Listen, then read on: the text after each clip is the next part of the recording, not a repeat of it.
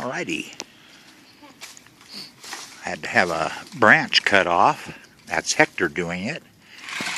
So a motorhome can park there. It technically could park there, but getting in and out of it might be a problem. Awesome, huh? Then he's going to blow some of these leaves out of here from my tree. Okay, where's my dog? Bit? Oh, look at that. Dog is over in David's yard. Hey, you. Probably gonna shit.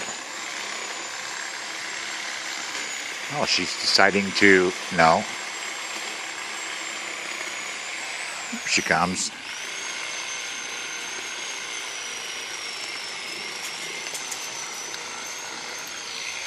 Hey, nice of you to show up.